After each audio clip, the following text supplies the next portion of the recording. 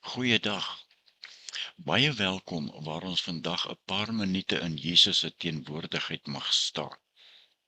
Dit alleen is al reeds 'n goddelike voorreg om in 'n geestelike klaskamer by Jesus Christus te wees, waar hy homself ons leermeester is.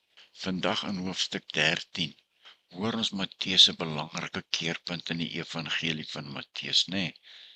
Jesus self is aan die woord. Hy gebruik gelykenisse om die koninkryk van die hemele te verduidelik. Dis asof hy geheime deel, maar op 'n manier wat baie herkenbaar is. Ja, hy praat oor sade, oor onkruid, die mosterdsaad en gis. Al hierdie alledaagse dinge wat mense kan verstaan. Dis asof hy 'n prentjie skilder van waaroor God se koninkryk gaan. En dis presies wat die Here Jesus nou gaan doen. 'n Skildery aan ons skilder, terwyl hy dit verduidelik. So kom ons luister saam, en neem in wat Jesus aan ons gaan sê, want hy is die onderwyser in die klaskamer, wat vir ons geestelike kennis leer. Goed, kom ons begin met Matteus 13, vers 1. Dieselfde dag het Jesus van die huis af gegaan en by die see gaan sit. 'n Groot menigte het so om hom saamgedrom, dat hy in 'n skuit geklim en daarin gaan sit het. Maar die mense het almal op die strand bly staan. Hy het hulle baie dinge in gelykenisse vertel, en onder andere gesê, 'n saaiër het eendag gaan saai. Met die saai het 'n deel van die saad op die pad geval, en die voëls het gekom en dit opgepik. En 'n ander deel daarvan het op klipbanke geval, waar daar nie baie grond was nie. En dit het gou opgekom, omdat die grond nie diep was nie. Maar toe die son warm word, is dit verskroei, en omdat dit nie wortel geskiet het nie, het dit verdroog. 'n Ander deel het tussen die onkruid geval, en die onkruid het opgekom en dit laat verstik. Die ander saad het in goeie grond geval en 'n oes gelewer, party 100voudig, ander 60voudig en ander 30voudig. Wie ore het, moet luister. Ja, Jesus sê basies dat die saad God se woord is, né? En mense reageer verskillend op God se woord. Ons almal weet dit is die waarheid.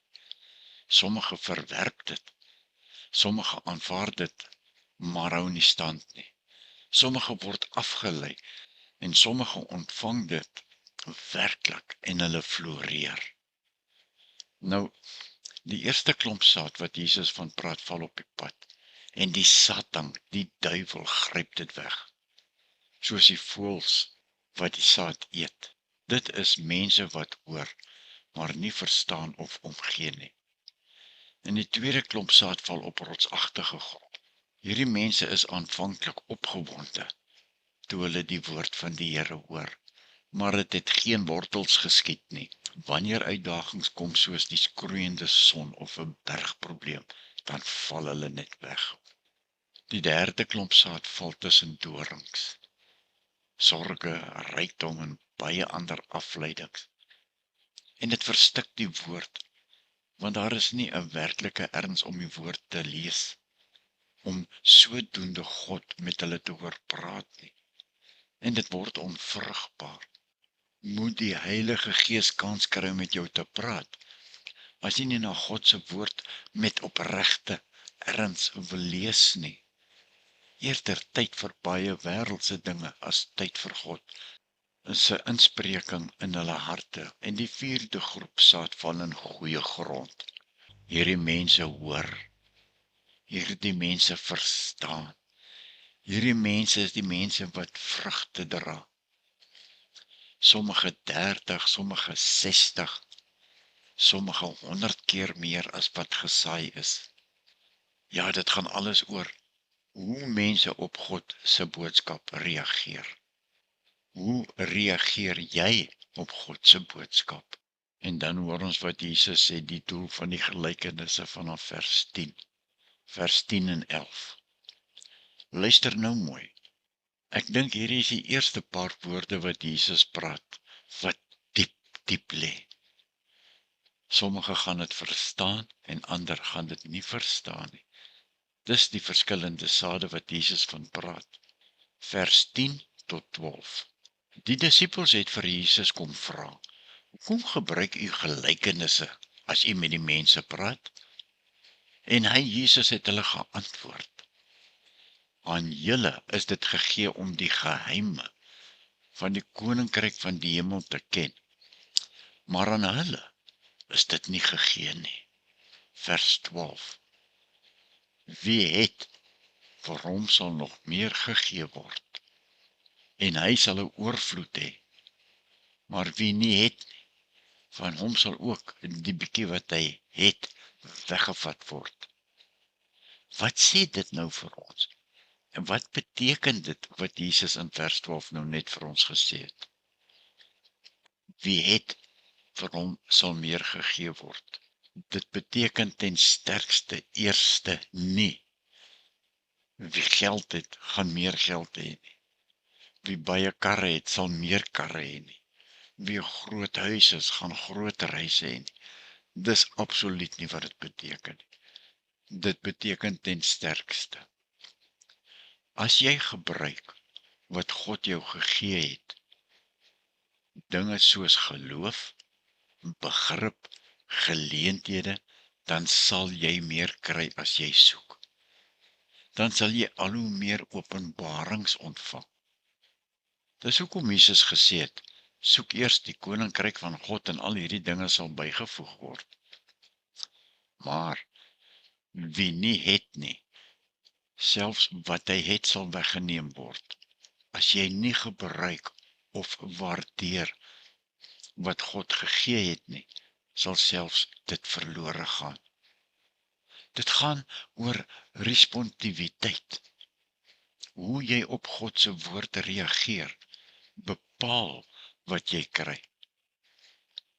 As jy afgesluit is, of ignoreer wat God bied, word selfs die bietjie wat jy het, wat jy dink jy het, weggeneem.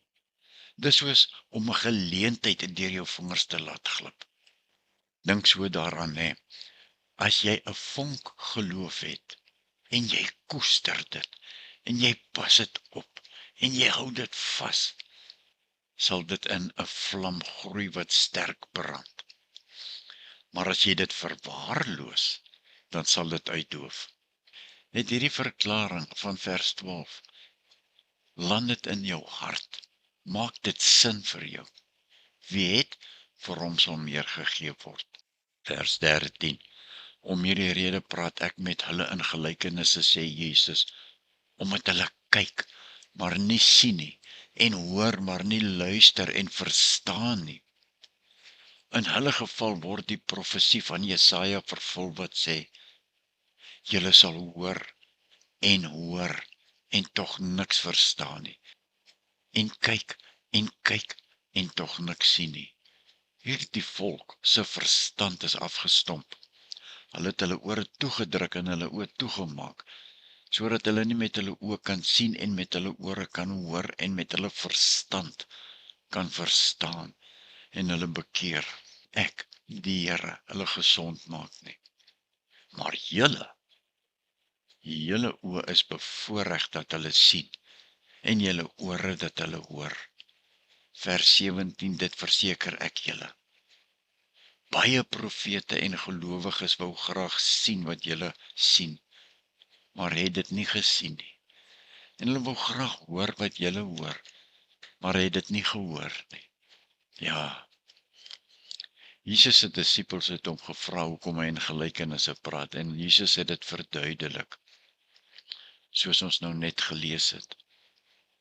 Aan diegene wat werklik soek, soos sy disippels openbaar God dieper waarhede oor die koninkryk.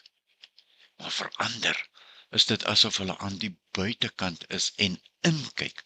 Hulle verstaan nie, want hulle soek nie regtig die waarheid nie. Wil maar net sê, ek is ook 'n Christen. Ek gaan hemel toe. Nee.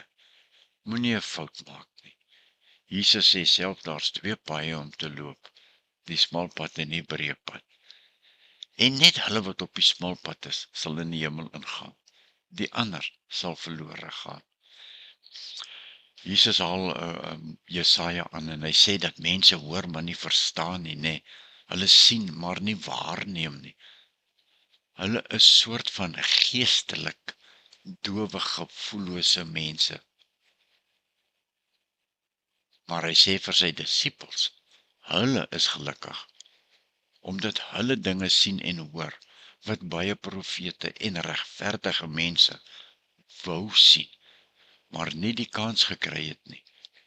Basies sê Jesus dat die gelykenisse geheime openbaar aan diegene wat oop is en wat hoor en wat sien, maar waarhede verberg vir diegene wat nie gereed of gewillig is om te verstaan nie. En nou vanaf vers 18 verklaar Jesus self die gelykenis van die saaier wat ons nou net in vers 1 tot 9 gelees het. Luister nou mooi, of dit is soos jy dit verstaan het. Vers 18. Luister julle dan na wat die gelykenis van die saaier beteken, sê die Here Jesus. Die bose kom by elkeen wat die woord van die koninkryk hoor, maar dit nie verstaan nie, en hy vat dit dan weg wat in sy hart gesaai is. Dit is hy by wie daar op die pad gesaai is. Die man weer by wie daar op klipbanke gesaai is hy wat die woord hoor en dit dadelik met blydskap aanneem. Vers 21, hy laat dit egter nie by hom wortel skiet nie, en hy hou nie lank uit nie. As hy ter wille van die woord verdruk en vervolg word hy gou afvallig. Die man by wie daar tussen die onkruid gesaai is hy wat die woord hoor, maar die bekommernis van die lewe en die verleidelikheid van rykdom verstik die woord, en dit bly sonder vrug. Die man by wie daar op goeie grond gesaai is hy wat die woord hoor en dit verstaan. Hy dra inderdaad vrug en lewer 'n oes, soms 100voudig, soms 60voudig, soms 30voudig.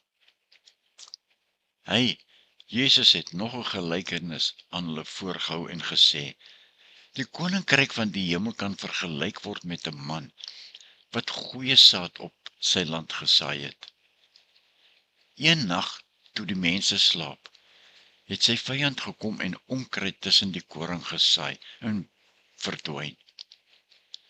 Toe die groen koring opskiet en in die aar begin kom, het die onkruid ook sigbaar geword. Vers 27, die slawe van die boer kom toe en sê vir hom, meneer, het u nie goeie saad op die land gesaai nie? Waar kom hierdie onkruid dan vandaan?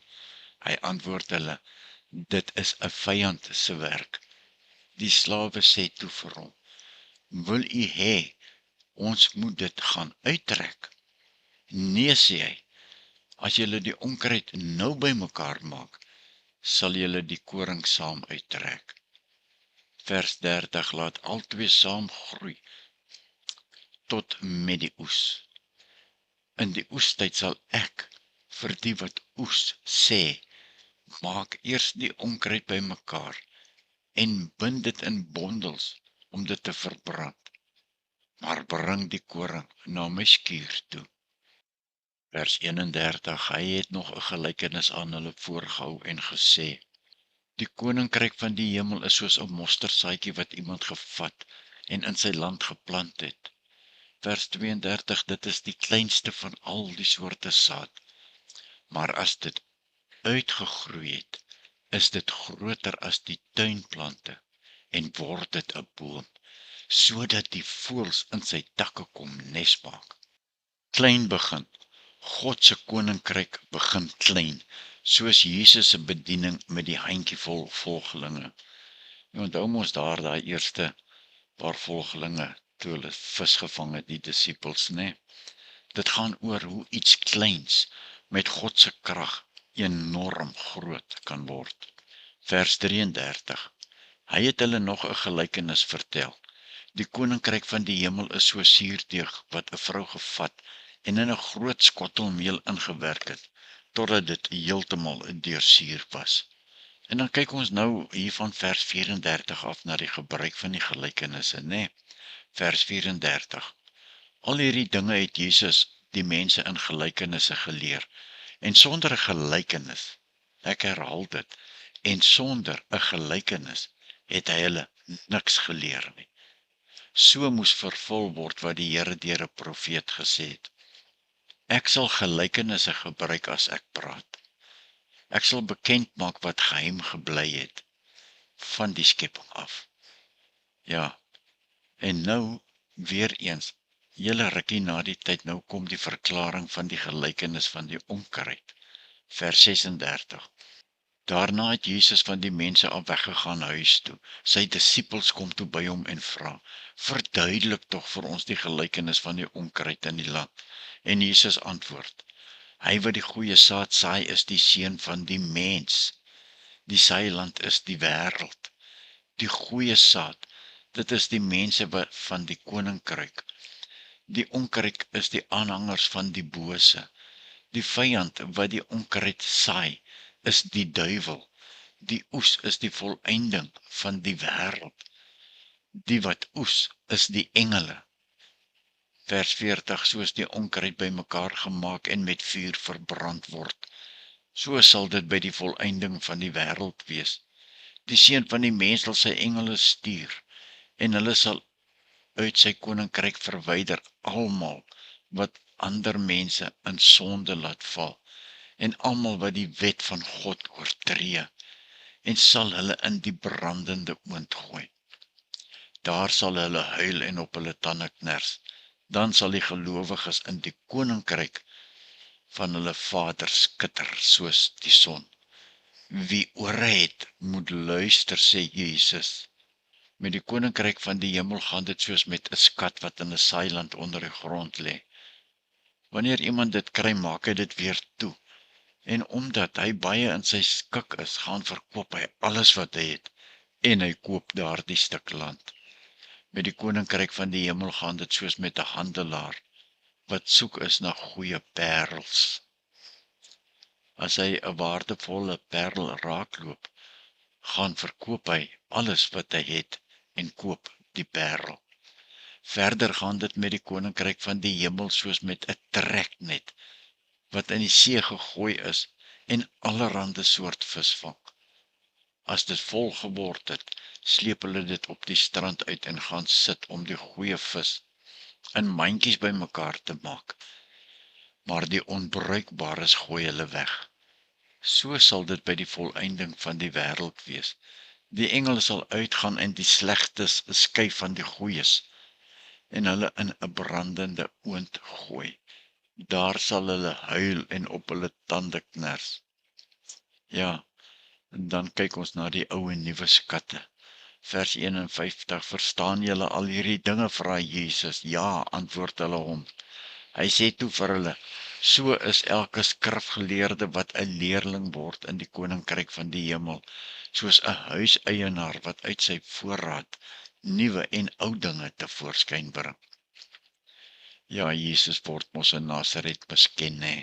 Vers 53, toe Jesus hierdie gelykenisse klaar vertel het, het hy daarvandaan weggegaan. Hy het in die dorp gekom waar hy groot geword het, en hy het die mense in hulle sinagoge so geleer dat hulle verstom was en gesê het: "Waar kry hy hierdie wysheid vandaan en die vermoë om die kragtige dade te doen? Is hy dan nie die timmerman se seun nie? Is sy ma nie Maria en sy broers Jakobus, Josef, Simon en Judas nie? En sy susters, is hulle nie almal hier by ons nie? Waar kry hy dan al hierdie dinge vandaan?" En hulle wou niks van hom weet nie. Jesus sê toe vir hulle: "'n Profeet word oral erken, behalwe in die plek waar hy groot geword het, en in sy eie familiekring." Vers 58, en ons sluit af met dit. Vanweë hulle ongeloof het hy daar nie baie wonderwerke gedoen nie. Ja, die mosterdsaad gelykenis, wat wys hoe iets kleins tot iets massiefs groei, né? En die suurdeeg gelykenis wat ons vandag gelees het, illustreer hoe God se koninkryk alles beïnvloed. Jesus gebruik hierdie stories om waarhede aan al sy volgelinge, so ook aan jou en my te openbaar, terwyl hy diegene wat nie verstaan nie, verwar. Dankie dat jy vandag saam uit God se woord gelees het. Mag die Here se seën ryklik op jou neerdal in hierdie oomblik. Ja, op hierdie einste oomblik waar ons nou voor die Here sit. Seën en vrede vir jou, geliefde kind van God. Amen.